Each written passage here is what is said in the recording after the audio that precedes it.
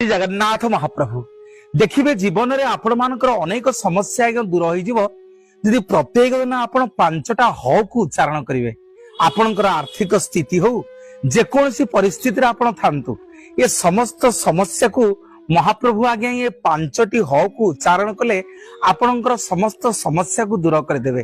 प्रथम ह रे आज्ञा हरि, द्वितीय ह रे हर, तृतीय ह रे हरिश्चंद्र, चतुर्थ ह रे हनुमान, पंचम ह रे आज्ञा हलधर। जी पांचटी ह को प्रत्येक दिन उच्चारण करे, प्रत्येक दिन जप करे, महाप्रभु कोटि कैवल्यनाथ कालिया शांत तार समस्त समस्या को दूर करदे। टिके विश्वास सहित आज्ञा जप करिवे। कहंती दास जगन्नाथ मूलटी अटई विश्वास। ये विश्वास टिके रखिवे। प्रथम ह रे हरि, द्वितीय ह रे हर, तृतीय ह रे हरिश्चंद्र, चतुर्थ ह रे हनुमान, पंचम ह रे आज्ञा हलधर।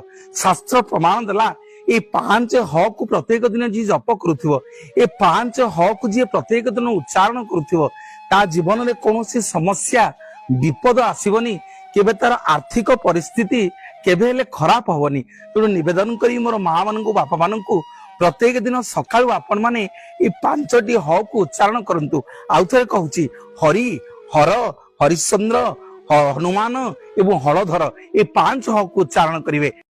जय श्री जगन्नाथ महाप्रभु देखिए जीवन में आपण मानकर अनेक समस्या दूर हो प्रत्येक दिन आप पांचटा ह को उच्चारण करेंगे आपणकर आर्थिक स्थिति हो जेकोसी परिस्थिति आप थांतु ये समस्त समस्या को महाप्रभु आज्ञा ये पांचटी ह को उच्चारण कले आपणकर समस्त समस्या को दूर करदे।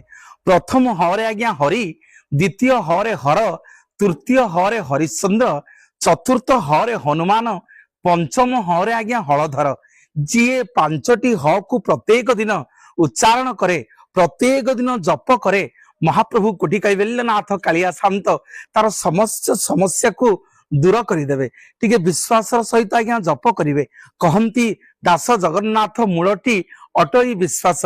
ये विश्वास टिके रखिवे। प्रथम ह रे हरि, द्वितीय ह रे हर, तृतीय ह रे हरिश्चंद्र, चतुर्थ ह रे हनुमान, पंचम ह रे आज्ञा हलधर।